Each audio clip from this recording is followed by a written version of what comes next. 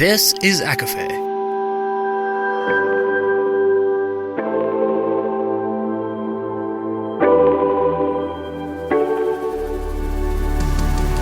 Laura Marie and Jessica Marie proudly present a collection of fandoms and exploration, a podcast. Fair warning, everything the hosts say is explicit, full of spoilers and adult content, and shall not be used against them. They have opinions. Let's try not to drag anyone for expressing themselves and just have fun for an hour. We all deserve it. This episode contains spoilers from Stormbreaker as well as the Silo book series. There are also conversations surrounding parental trauma.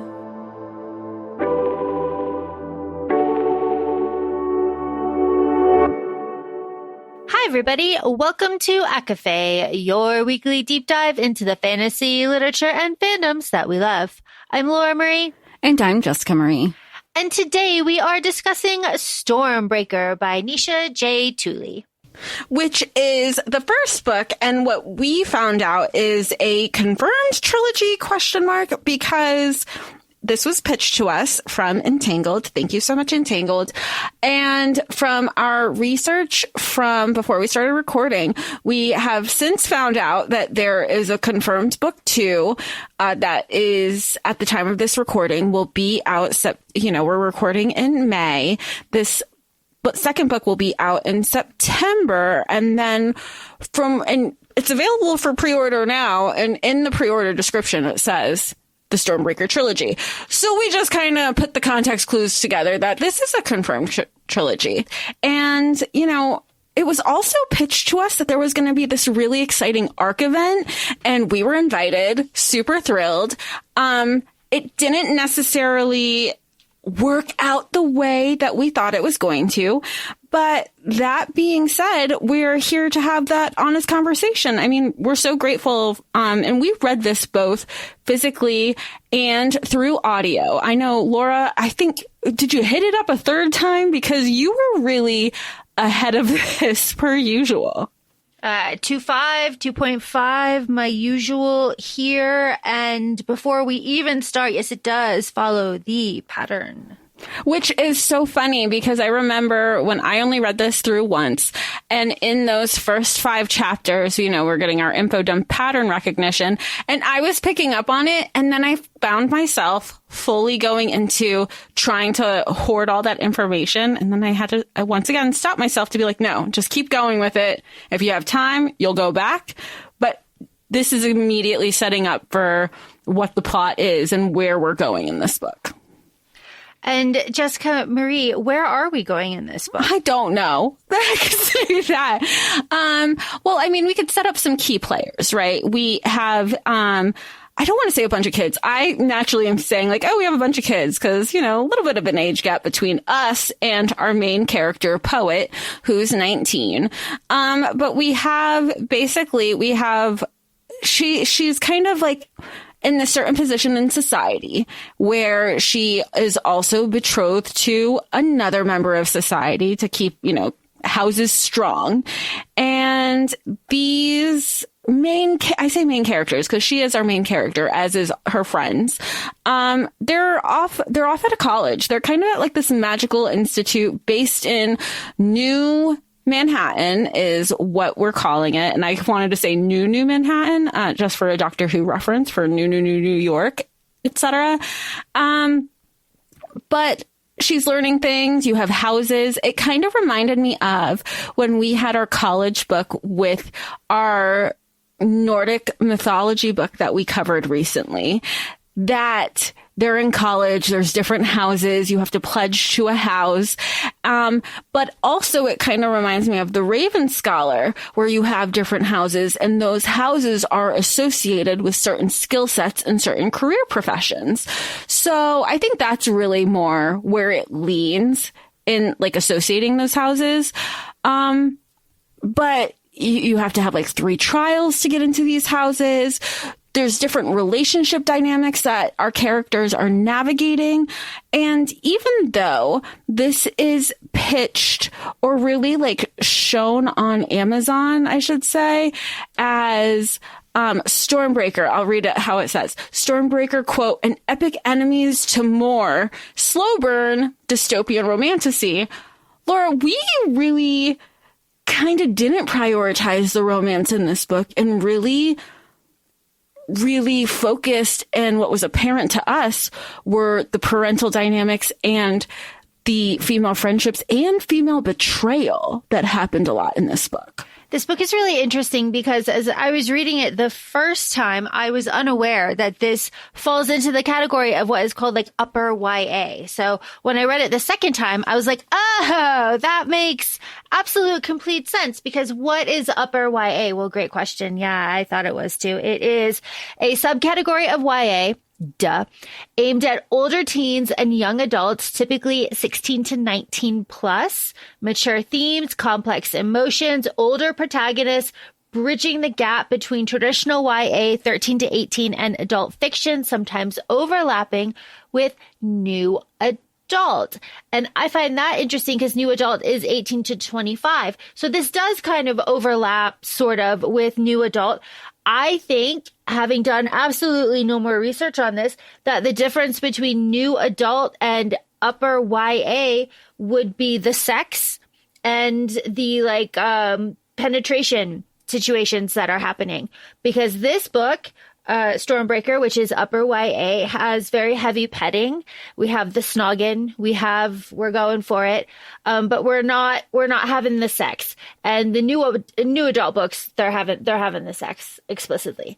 So, the, examples for upper YA though are interesting. And this is just a very general AI, Google results that has given me popular upper YA examples.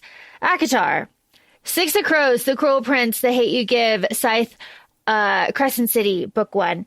Wow, Crescent City is upper YA?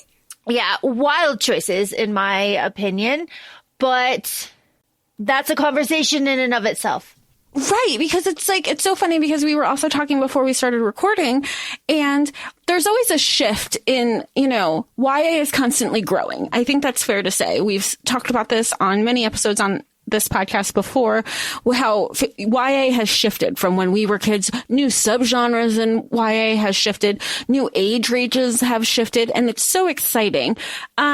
Because even the physical copies of this book, on the back of it says perfect for older teens and up. But I feel like when we started our podcast in 2020, we had the conversation of, a lot of the titles that you mentioned that were also didn't feel upper YA. It felt like all ages YA, with the exception of obviously you read Crescent City and blew my mind, but ACOTAR was firmly in YA, and we were timelining it. The shift started in January 2021 because ACOFAE'S was coming out. So that we saw in the shelves. And once ACOFAE'S was out, they really started, that's when the transition of the series as a whole moved over to fantasy altogether, because ACOTAR up until ACOFAE'S would be in the bookstores under YA, just with Throne of Glass, the only one that was firmly in fantasy was Crescent City. So to see that shift of some of these other titles, like Six of Crows being upper YA, I think it's perfect for 13 too. So it's just interesting what constitutes that as YA, because it's not like there's a lot of swearing in here either. If at all, I can't recall. In Stormbreaker, there's some swearing in here. I'm kind of actually just stuck on, there isn't any actual sex in Crescent City Book 1. There is just heavy petting. And some sexual acts. So if you're going by that strict definition, but they are older, so I put that in new adult. I don't know. See, that's interesting. But there's also a lot of swearing where if you think of what was it when Hamilton was shifting to Disney Plus, Lin-Manuel, you can't have more than 2 or 3 fucks, and then it switches from a PG-13 to an R rating. So maybe that's kind of a similar classification that publishing is using. I am unsure. These are all questions. And of course, longtime listeners will know how I feel about movie ratings and how it is just people that do that and how that is absolutely infuriating to me. So please do your research on that. I am looking at the back again of Stormbreaker, and it's Mayhem Books category YA dystopian romantasy. So it doesn't have any sort of upper or lower classification there.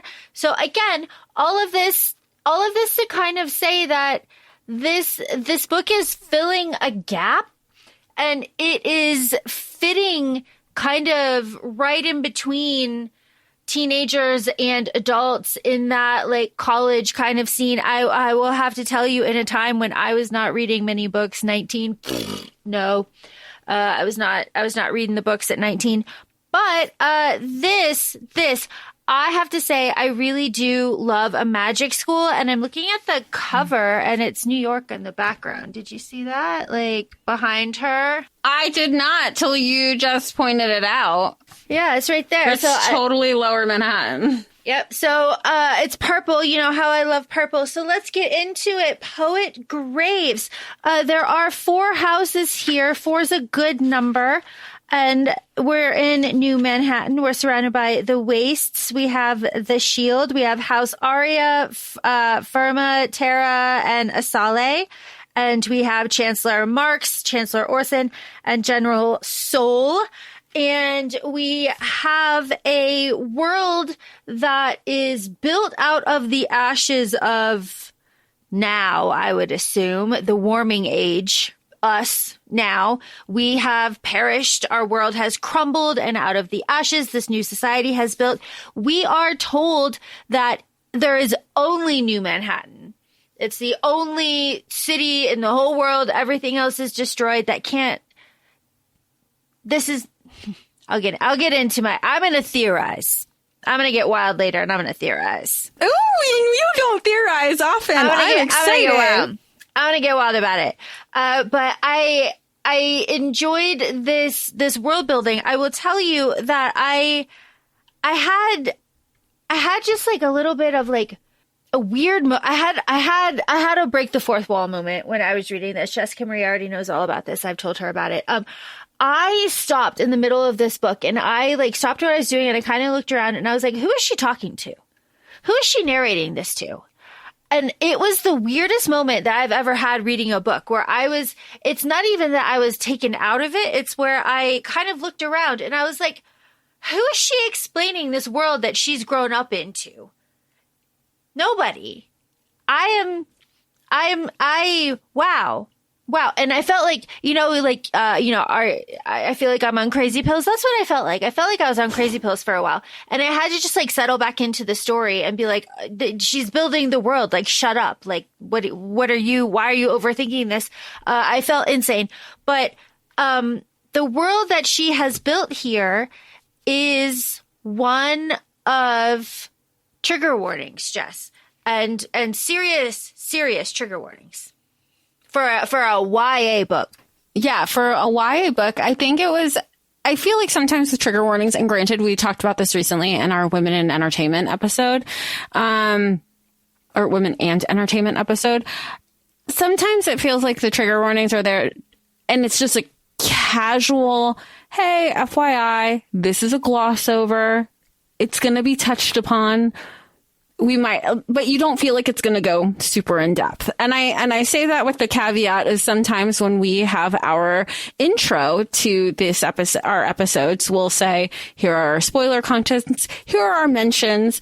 And it's literally a line of, and we referenced something for a nanosecond.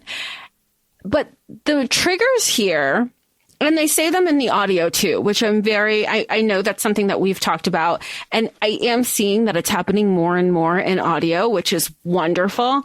But here, I'll just, not that one. I'll read the triggers, and I'll just read the triggers real quick. Stormbreaker is a pulse-pounding dystopian novel set in a glittering, storm-wrecked Manhattan where the elite rule through legacy. One forbidden romance could tear it apart. It includes elements regarding death, electrocution, physical and mental abuse, parental abuse, addiction, graphic language, physical violence, hand-to-hand combat, blood, alcohol, trampling via crowd, accidental death, death by falling, parental abandonment, classism, sexism, and sexual situations that are shown on page. Discussions of murder are also present. Readers who may be sensitive to these elements, please take note and prepare to enter Amory Academy. Now, they did not fuck around with the parental abuse and the parental abandonment. Because I don't think, which is also like really, I don't want to say refreshing, because it's not refreshing. I think it's real how it's depicted. I think so often in some books, some readers are privileged to say, why didn't she just go no contact? Why didn't she just leave? Why isn't her mom being a certain way? And yes, it's easy to ask those questions when you are in a privileged situation where you haven't had to experience that. And it's sometimes easy to ask those questions when you have been on a healing journey and you've stepped away and you have been, made the choice to go no contact. But you also have to stop and sit with that situation to be like, but remember what it's like. And everybody's situation, it's so easy. And I'm not giving the parents any grace. I'm just saying, like, as a reader, it felt real because those relationship dynamics exist. And there isn't always a Band-Aid that fixes it. And it just felt like it was, there was no sugarcoating it in this book. None at all. It is addressed several times. It is addressed by the school nurse. It's addressed, do I need to report this? Do I need to report this? You've broken your arm several times. Several times. Everybody knows my dad has a temper. Her mom has bruising constantly, more or less. It is something that I was not expecting. I was not expecting this level of it at all. And again, even with the trigger warnings, even with the trigger warnings. But again, filling the gap between 13 to 18. 13 to 18 is a wild age range, honestly. So, and for this to be like 18, 19 plus, this is very real and something that would not be as, in detail in another book. So this is there for someone to relate to and to get strength from. And that is Poet's journey throughout this whole thing. And, it's interesting just why we're talking about this. So what happens? Like Poet is abused by both of her parents in different horrific ways and her whole life. And she has to go to college. And she goes to college and she has to pledge her house because her dad is the scion of her house.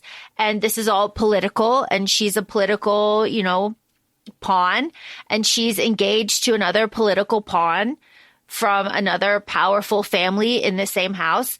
And she rebels. And it's basically the story of her rebellion while also, but this is what I find so interesting and so complex about this whole thing is that Poet pledges to a different house. She pledges to House Arya, and she becomes a cadet in the Stormbreaker program completely against her parents' wishes, and they disown her for all intents and purposes. But publicly too. Publicly too. Privately and publicly. But at the same time, we find out later that her dad has known her secret of Poet being able to absorb, spark like the lightning, the energy from the storms that all of this happens, and without going crazy or becoming mad. He knows that she can do this and has known since she was like 7 years old, and he killed her nanny to make sure that it was kept quiet. So he has been like high key in his own way protecting her that way, while also just abusing the hell out of her. So it's this like double, it is just complex. And on a reread, I really went through those scenes with her dad being like, give her some, come on. But they're really. Did you feel bad for him? No, I felt like he needs to give her some like reassurance, right? Like because he finds out that he knew about her brother too. Yeah. You know, so it's like, and he knows that she's struggling and she's never told anybody, but there's like one or two little instances but then no. And it's just like, you ass. There's like it's so many layers of betrayal that come in that dynamic between her father and her mother. It's, it's the betrayal because you're supposed to be protecting me, but and it's weird because it's like, you're supposed to be protecting me. You kind of are in your own way, but you lied to me about my brother. You lied to me about me. You say you're protecting me, but are you protecting your ego? Because you're not protecting me physically from your own lash outs, and you're not protecting me mentally between both keeping mom quiet. She's completely too subservient to you. So in a way, that adds to the complicitness in the abuse. So there's just so many layers. And then she's like, and you knew on top of all of this. Yeah, and knowing too that the dad has like a relationship with like the Shield and General Soul, so he probably knows that the brother was taken and is all not dead. Spoiler. All of these things. It's just a very complex like web that is interesting on a reread because you're just like desperate to find like something, and there just is really nothing from the parents. I mean, then there's the reconciliation a little bit with the mom, but but also like the gaslighting, I don't think gaslighting is the right word. I think it's the guilt tripping that she is the parent. And even in the scenarios where Poet would go see her mom without her father in the scenario, and she would see like physical marks on her mom of the abuse that her father did to her, and her mom would be like, well, you made this decision. What did you expect? You weren't here to lash out on, so I was the closest thing. Like that too is really heavy shit that people, again, yes, this is a fantasy book, and yes, we talked about it in our Women in Media episode, but people look to reading to kind of push through these very real experiences that it's not okay. Like, but you have some sort of semblance and control to feel like, oh my gosh, somebody's putting in words exactly what I go through on a regular day-to-day basis. And also the mom says, you're off having fun. I'm the one that has to be here. You're off living your life. I'd have to deal with him.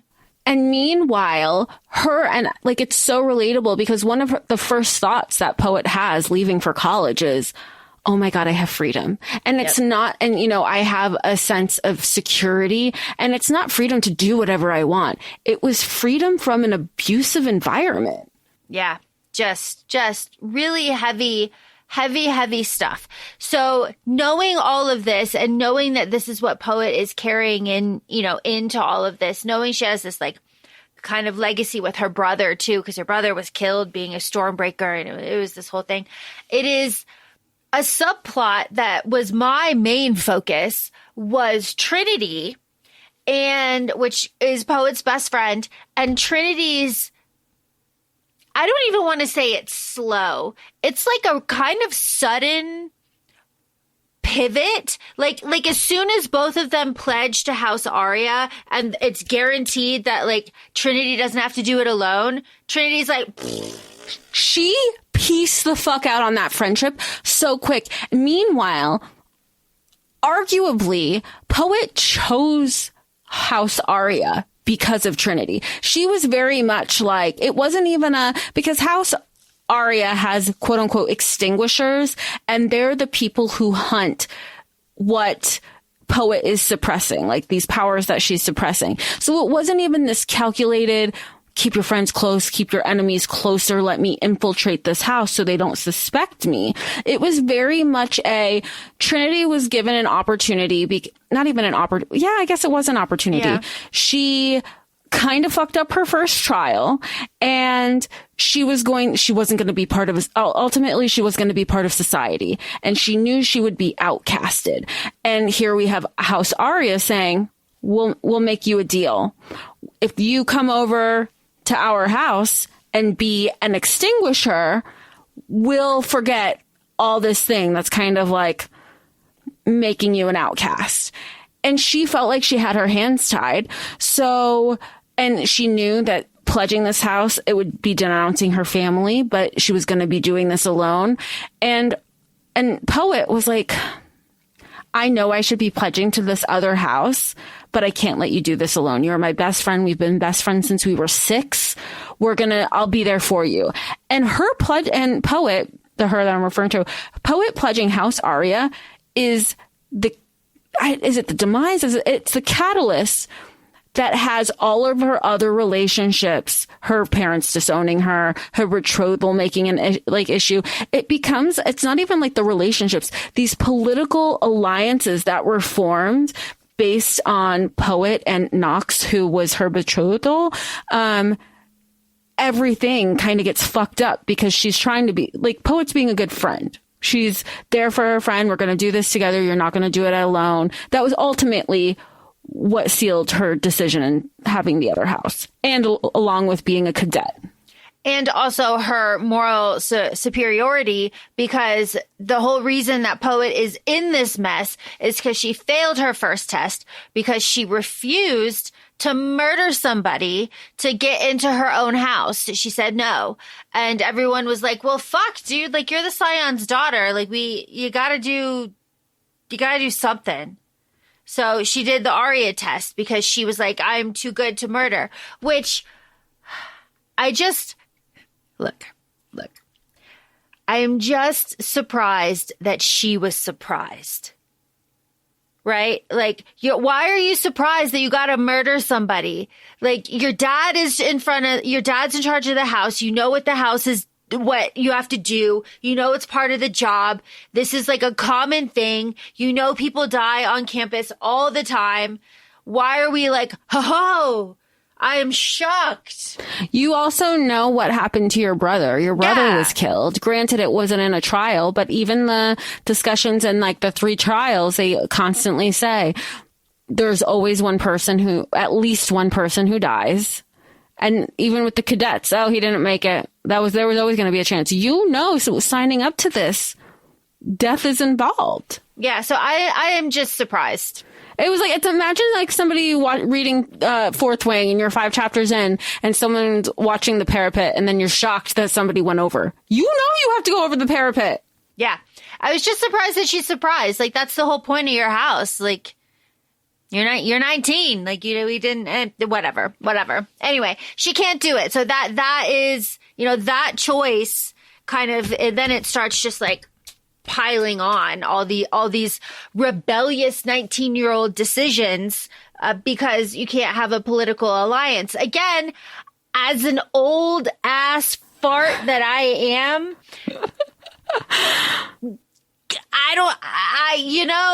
it's not that bad of a deal. You can control that stupid man once you're married. Like, you're going to be a cadet. Like, you will be trained in a cadet and then you're going to marry this dumbass. Like, you could maneuver that to your advantage. He's dumb. He's so dumb. And it was so much he needs you more than you need him. Like, you could have, he's like all pathetic and like coming to you and confessing, all this stuff. That's just ammo to use later. Which pisses me the fuck off because it's always a man, right? Because he was like, he fucked around on her. She had to like, quote unquote, remain pure. And his dad, her dad was like, right, you're saving yourself for him. Meanwhile, she did. And he fucked off and still fucked around on with other people. And then when she finally called it quits, his ego was bruised. And then when she called him out on it, she's like, has anything changed? You knew that. He's like, and then he like admits to his own emasculation. They're like, oh, you were always going to be too good for me. Like, yes, she was. Like, everybody is better than you. And then at the end, when he's like, this is like retribution for him. I go, you never fucking meant it in the first place. Yeah, it's always a man. It's always an insecure not all man. Men, always a man. Yeah, not all men, but always a man. Insecure man. We haven't talked about Rook. We should talk about Rook. Rook is the love interest. Rook, right away, you knew that they were going to end up together because the opening line of this book is like, my fiance smells like feet, and Rook smells like sunshine and green apples and maleness, you know, and I was just like, oh, there it is. The scent description is not, this smells like a sweaty boy's locker room, then, you know, that's love interest. There he is. You know, we have the concept of the wastes where there's just, you know, open nothing and there's people roaming the wastes. Which is really funny because if you look at the map in the book, it's Brooklyn. Yeah. It's so mean, you know, it's like, that's so nice. Brooklyn has very much been gentrified since then. You know, there are hordes of people roaming the wastes of Brooklyn, you know, trying to break into New Manhattan and do what? We are unsure. Murder people? Unsure. The interesting thing about this book is the storms. There's all these different classifications of storms, and they just happen like randomly. And Poet is able to absorb all of this storm energy, but there are others that she can absorb, like the blood storm. And there's like another one that it's just like, whoa. And that is interesting because it is kind of through that repetition that the lies of society are kind of unraveled. And I say that because towards the end of the book, Rook and Poet are talking about General Soul. And they're like, yeah, well, General Soul's the only one. Like, she's the only one that hasn't gone crazy. And Rook's like, yeah, how? And Poet's like, she was wandering in the wilderness and adapted and learned special skills. And she goes, oh, yeah, no, probably not. Probably not, right? That's a society lie. Well, and but you know what? It takes learning thy enemy for her to realize all the propaganda that has been put upon her entire life, especially with her father being Scion. I mean, it was very much, you know, and it started with Rook when she had heard all, you know, because Rook is a quote unquote solitude, which is an individual from the wastes. And there were all of these rumors, not from the wastes. Yes, from the wastes. Sorry. And, you know, stories are spun. She's heard that, you know, there's cannibalism involved, that they're not smart, they're not literate, like all of these things, but ultimately hearing that they're bad people. And she's also has this connotation because solitude's, to her awareness, up and for the last 19 years, killed her brother. So she has nothing but disdain for this group of people. And, you know, Rook coming into her life, being friends with Rook, being more than friends with Rook, she realizes, she's like, if this is how you are, you're not the only one. And he, the entire time, he goes, I can't blame you. And I don't blame you. You are in a society that has told you nothing but X, Y, and Z things about me, about my people. Like, there are some grains of truth, like how literate people are. I mean, who's to say? The U.S. as an entire country has a media literacy problem, and more than 50% of people can't even read beyond a second grade level. I think that's the right statistic. 5th grade. Sorry. Thank you, Laura. So that's not far off either. Seems what he's kind of working with. And her relationship with Rook is ultimately what spearheads her opening her eyes and questioning things. She's never really questioned anything until now. She would be frustrated with things, especially when you think of her relationship with her father, but it was always like politics were involved.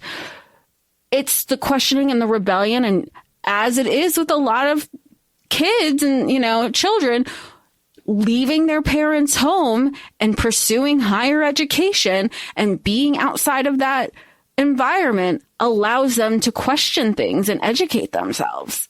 There's even a scene in the cafeteria where there's a conversation and Rook is there and he's talking about his brothers and sisters. And Journey goes, yeah, I've heard that solitudes have a lot of babies, like a lot of babies. And he's like a little pissed off about it. Like, you know, and then he kind of learns what his people's reputation are. And then, like he says, he can't blame Poet, but he has an alternate agenda the whole time, as men do.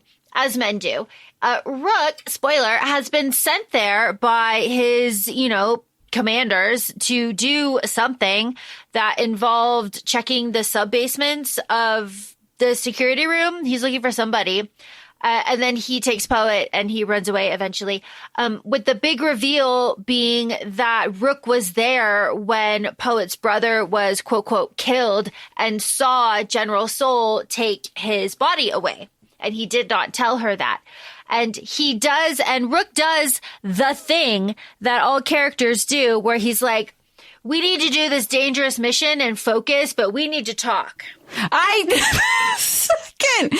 second that I was like, ah, shit. Here we go. The second he was like, we gotta put our mission things on first. Something. But tomorrow I gotta share some things with you. And like, and fairness, I feel fairness on both of them. Prior to that, little things were coming out and she's like, why didn't you tell me about this? Why didn't you tell? And she had a right to question him. And at the same time, he had a right to be like, I didn't have your trust yet. We didn't have each other's trust. We didn't trust each other. It took a lot of heavy petting to earn each other's trust. And I don't know. Clearly he didn't read too many history books because femme fatales exist in history. So that could have been Poet. It wasn't, but I understand his hesitation in divulging everything because they both shared a really life-changing secret with each other when they found out they both had the gifts that they do. Well, yeah, life-changing. Who changes that life? Trinity. Fucking Trinity. That. Let's talk about Trinity. Trinity is, and you knew it was going in this direction, because there's a line that Poet says, especially when Trinity at the beginning of this book has a boyfriend. We love the boyfriend. It's the rare occurrence where the best friend even likes the boyfriend. She's like, they're so in love. They're so great. Like, I hope to have a love like that. And she even says like, what was the line? She was like, boys will come and go, but your friends are forever. And she goes, but I don't know if that's the case with me and Trinity because she loves her boyfriend so much. All to find out that it was not the case and she doesn't love her boyfriend or her best friend. Complete friendship betrayal. And it breaks my heart because you see her coming to terms with that, right? Because it's not one big, obviously it's a big thing at the end, but it was a lot of little things that were leading up to it. It's the text because there's other female friendships that were involved too, because she had a female friendship with Hazel. There's another one with Silver. They all have text chains with each other. And then it's getting to a point that they're only texting her to get the tea and trying to and Poet understood. She goes, I'm a princess. I am technically royalty, based on who my father is. Gossip about me and word from the horse's mouth. This is currency for them. And they're only talking to me when they want to they're not asking me about their quote unquote new friends pushing me down a flight of stairs. They're not talking to me when I'm hospitalized. They aren't helping me get to these things. They only want the gossip. And that's when I think it was. And then when she has a girls' night out with her new friends in her house with Domino and I can't remember the other girl's name at the moment. Journey. Thank you. she sees that Trinity's at the club with her new friends. She's like, she was never, and I mean, I don't know if anybody's had that experience. I feel like, especially with social media being so prevalent, there are probably moments when you ask your friends to hang out and they're like, no, we have plans. And then you see something on like someone's story and then you're like, they didn't even fucking invite me. It's that feeling. And you went ahead and went about your whole life, but it's like a gut punch because again, it's a level of betrayal in your friendship. And I feel like it was one of the many reasons. Or when she saw red hair in the woods and was really hoping it wasn't Trinity.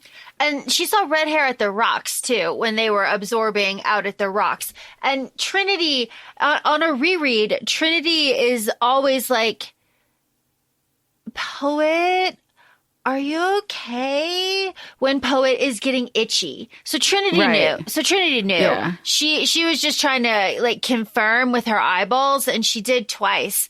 Once for Poet, once for both of them, and then gave her up. And we are led to assume that she didn't want to give Poet up because she was like sobbing and throwing up and like, making a big show of it. But like, she still fucking did it. She still did it. And I feel like, remember when we meet the nanny's daughter? Mm-hmm. She had red hair. So that was like also, you were thinking, she was the redhead. She was the, what's the expression? The red herring. Like she was to make us think, oh, okay, she's fine.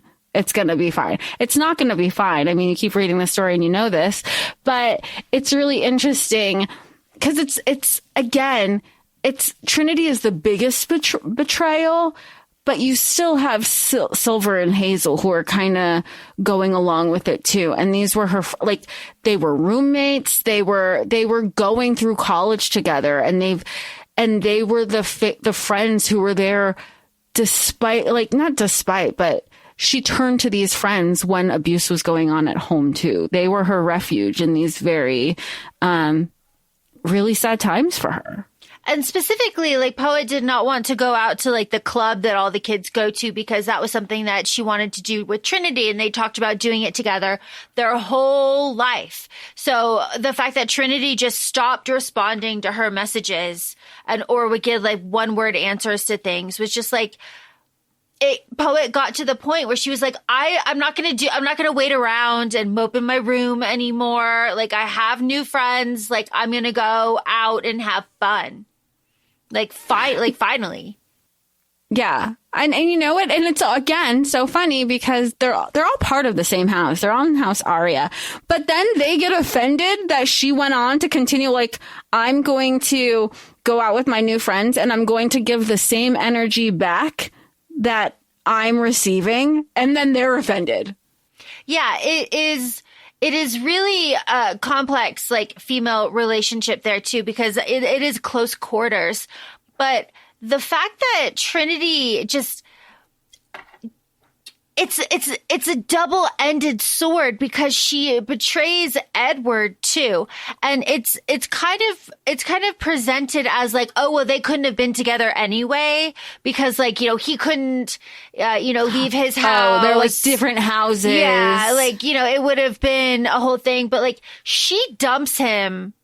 We are, just as you said in the beginning, like, Trinity loves her boyfriend. It's the one thing, and then she dumps him flat on his face and immediately. For no reason. Like, she was like, she tries to position it as, oh, it was never going to work. He'll get over it. And he doesn't. Yeah, he doesn't get over it. And Trinity then goes off and we see her date at least two other guys that are in the, extinguishers. I was saying executioners in my head, but extinguishers. Well, I mean, same thing. And then that too, because part of me, just as you said, like, enemies, friends close, enemies closer, was like, oh, she's going in there because she knows about Poet and she's gonna like. Oh, you were like, she's gonna like fuck things up from the inside out. That's what you're thinking / hoping Trinity's gonna do. Yeah, she's gonna get in there and she's gonna work her way up and figure out what's going on, and then she's gonna like pull Poet aside at the last minute and say like, "Run! This is what's happening. Like, here's some information." It just never it's not even anybody's fault. It's like I can't put my expectations on something that isn't in the text. So I was just like, damn, like, cause that would have been awesome. But no, we just have her like sniveling, giving her up to Dyer, being like, Poet Graves. Like, and I am also kind of interesting if there is something going on with emotions between Poet and Rook and the type of storms that happen in Manhattan. See, I told you I'd start theorizing.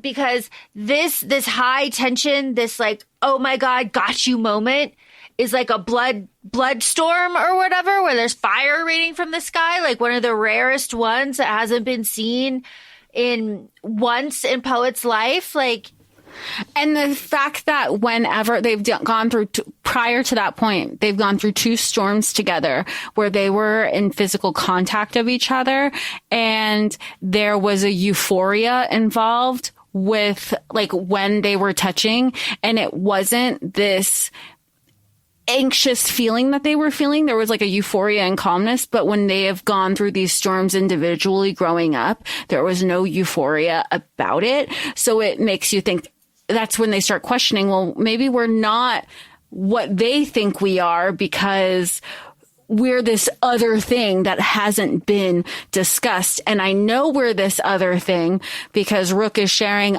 there was an individual that I knew in the Waste that had similar powers, but it never felt like this before. It was this other thing. There was not, so you're led to believe that it is their emotions. There is a connection there. And it's not just, oh, you're like me. This is going to be, A plus B equals C. It's not that situation at all because we had A plus B and it did not equal whatever this is. It is a story that has a lot of school in it, which I appreciate. I dislike when we forget we're in school, right? Like, you have to go to class. You have to get yelled at by teachers. Do your homework. Not just that, I remember. Well, Edward, when she was like, I know you're depressed about when Poet goes to Edward, I know you're depressed about your breakup with Trinity. Have you been skipping classes?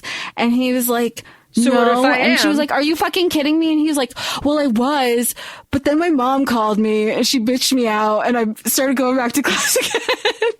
Well, I just think that's realistic too. That's just like, it's not like they don't have phones. And also too, they're in college, but like it's not magic school necessarily. There isn't like magic here. It's more like latent abilities kind of, because like everybody else is fine.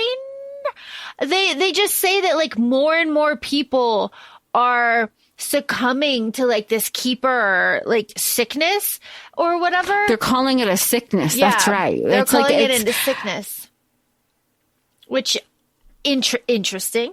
And they're rounding all these people up, and these infected keepers are going on massacres, and they're massacring people in the cities. And so that is justifying more extinguishers testing all of the kids that are becoming Stormbreakers to see what their spark relationship is. And like some of the doctors are giving like a wink wink to Poet, and Poet is like, well, and then when they have like, I was holding my breath when they had the little testers. Oh, all the extinguishers are going to test y'all before you run into Central Park.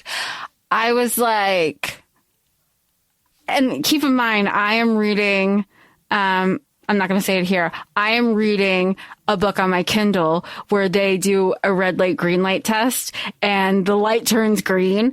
And I was like, she just got made. So I'm expecting that to happen here. And when it didn't, I go, low stakes for the moment. Maybe this isn't calibrated to them. I have questions. Well, and so do they, because they're like, what the absolute fuck? So that is interesting too. And then later on, the Stunners don't work on Poet the same way they work on other people. Like, she is paralyzed, but she's not like unconscious, and she's like, aware or whatever. And so that is something. Or even in the beginning when she was like, oh, other people are hurt. I have to feign that this bothers me. I can push through it. And part of the world building too that I do feel is very important is that during these storms, sometimes the spark like just comes down and fucking incinerates people right in front of you with seemingly no rhyme or reason. It just happens. It says like sometimes the spark like breaks through the barriers and like kills people. It seems to happen a lot. Poet witnesses like 3 murders like that. I think one in the very beginning, one on the train or in the station, and one other one. It's just one of those things where it's like, that is scary. Like this looming kind of omnipresent threat that I find interesting that like nobody is calling God, which I find interesting, this indiscriminate thing like coming down. I would feel like there'd be a cult kind of rising out of that in the background somewhere, but maybe we're not there yet. This is one of 3. Yeah, this is one of 3 because there's also a direct reference to Hunger Games in this. And, I mean, not by name, but they go, oh, there's this really interesting book series that we started reading together about like teenagers uprising against the government who like, it was just like very descriptive of the Hunger Games. It made me wonder how the government is controlling that. That's where my mind went. Especially where we get with the end, the involvement with our general, like just how involved everybody is. The fact that if you look at the map, I'm bringing up the map, you see where the storm towers are, and they're not directly in the city, but they're in Jersey and Brooklyn, surrounding the city. Editor Sam and I read this book series called Silo. It is a TV show with Rebecca Ferguson. Yes, it is. We love Lady Jessica. Yes. The book series, though, I'm going to spoil it. So, fuck off. The conclusion of the Silo book series is that a bunch of conservative white men built a bunch of silos into the ground, populated all of them in a circle, and then built a storm front to surround it that was like thick and like impenetrable, like not impenetrable. They get through it. But it was billed as everything outside of the silo is toxic waste. And then beyond that is storms, and you'll get ripped up into nothing. And so they send people out to die in like these suits and the suits themselves are like, it's all this elaborate government thing. The point being that as soon as these people get out of this storm band, life is fucking normal. It's just like, but there was a fear monger and fear tactic to keep them controlled in that siloed space. And they've been in that silo for I like 200 years. So they come out and everything is normal. Everything is a lie. And I just find that to be really, I know we're not going like super theories, but like that also adds into, New Manhattan is the only thing that survived over in the entire world / universe. And cause we're in the year like 3000s, we're in like 3026. So yeah. And the storm towers are kind of doing the exact same thing. That's what I'm saying. Like the storm tower. And that's why I was looking at the map. I was like, are there any in in the city, and there's not. No, there is a chain link fence, though, and that's interesting. Yeah. Yeah, and it's even pointed out, and obviously it's an island, so it's surrounded by water, or technically it's a peninsula, because we have the chain link fence on water. But it keeps the peninsula isolated. Yeah. Both with the water and with the storm towers. Yeah, so, you know, you're talking about the government. Obviously, there's got to be something there. And the map really helps, like, illustrate that, Justin. Of course, you're so astute by pointing that out, because there can't possibly... Because again, doing this through audio, I don't think you visually realize the positioning of the towers unless you looked at that map. Yeah, because the map also shows, like, where everything is, and stuff that isn't necessarily, like, mentioned in this book, like Greenhouse 2, Greenhouse Barns, Greenhouse 1, you know. We have all the other towers, like the factory district, the old city, the chain fence. Like, these are not really discussed super much. So we will see what that kind of means for us, because we know now that Rook, at the end of this book, after Trinity gives up Poet and you know, the firestorm happens, after a bit of confrontation, Poet and Rook leave and end up in the wastes. And that's where they're going to be, I guess, for book 2. We're going to figure it out. And they have been captured by people that Rook knows. And it says, you know, that's it for now. But we will learn what is going on out there. And we know it is something, because Rook has constellation tattoos all over him. Like, he's got the stars, like he's got maps all over him. He smells. And he used that to guide him there. That and the compass to guide him to New Manhattan. And the compass was a key, and the wall and the lock. So, you know, that was all part of it too. And he was able to sneak in. He knew all these, like, secret doors that was passed down from his dad. So that is all going to be something that plays out too. So it is just interesting to see, like, how this is going to kind of come together. I want to see the brother alive. Where's he? Where's Rain? He's got to be somewhere. And I would love to know if then Journey and Domino are going to join Poet somehow, because they have to know, like, what is going on. They might not know exactly, but, like, they saw shit go down.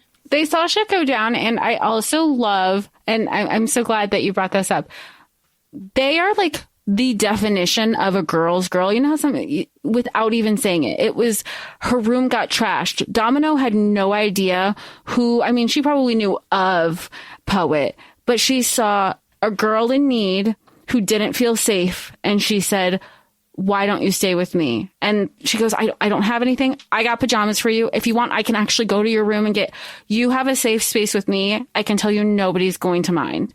And that right off the bat, I love Domino. And she constantly did, like, hold out her hand and understood, like, this is not normal circumstances, and really gave Poet a lot of grace in understanding that there were going to be some trust issues. I mean, it's always hard to break some sort of, break into a friendship group. I use that in air quotes, when they've been established since they were 6.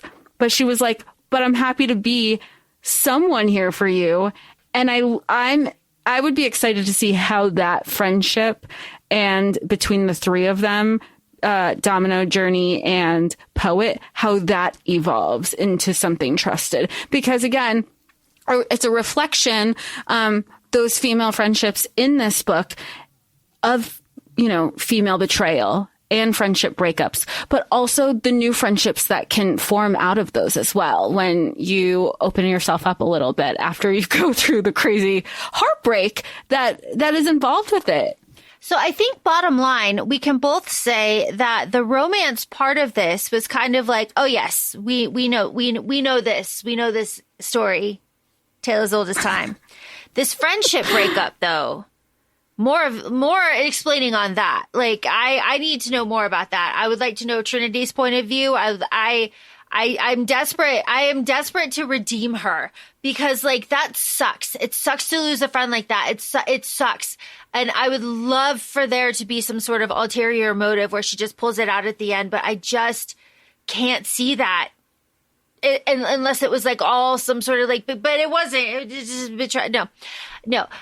So that again was the most interesting part of this book for me. Yeah, I think we talked about it before too. I just doubled down with what you said because it is the most. We knew it was going to be a romantasy. I just wasn't expecting so much focus on female friendships, both the positive and the negative, and I look forward to seeing that.